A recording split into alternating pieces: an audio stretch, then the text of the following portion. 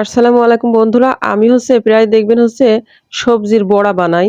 আমার বাচ্চারা আসলে সবজির বড়া খেতে খুবই পছন্দ করে। তাই আজকে আমি এই যে দেখছেন সবজি মানে লাউ নিয়েছি। আজকে লাউ দিয়ে বড়া তৈরি করব। আর সেটাই আপনাদের সঙ্গে শেয়ার করছি। আশা করি আপনাদের ভালো লাগবে। বন্ধুরা ১ম এ আমি লাউ কুচি নিয়েছি। তার মধ্যে পেঁয়াজ কুচি আর কাঁচামরিচ কুচি দিয়ে দিলাম।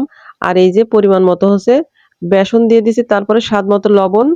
আসলে বাচ্চারা অনেক সময় সবজি খেতে চায় না। তাদেরকে যদি এইভাবে খাওয়ানো হয় তাহলে তারা খুবই মজা করে খায়।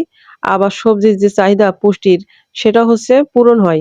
আর এই যে এখন দিয়ে দিলাম পরিমাণ মতো হলুদের গুঁড়া আর কিছুটা শুকনা মরিচের গুঁড়া দিলাম। আমি বাচ্চাদেরকে সবসময় সবজির বড়া কিছু না কিছু তৈরি করে দেই, যেটা তারা খুবই মজা করে খায়। আর এই যে বন্ধুরা এই পর্যায়ে দিয়ে দিলাম কিছুটা জিরার গুঁড়া, তারপরে কালো জিরা, আর দিয়ে দিলাম গরম মসলার গুঁড়া। আর এখন এই যে সামান্য পরিমাণে পানি দিয়ে আমি ব্যাটারটা সুন্দর করে মাখিয়ে নেব। খুব বেশি পানির প্রয়োজন হয় না, কারণ লাউ এমনিতেই পানি থাকে। আর এই যে ব্যাটারটা আমি সুন্দর করে মাখিয়ে নিয়েছি। আর এখন এই যে ফ্রাই প্যানে ভাজার জন্য দিয়ে দিলাম সরিষার তেল। আর এই যে এখন বড়ার শেপে সুন্দর করে আমি এমন ভাবে লাউয়ের বড়াটা তৈরি করে নিলাম।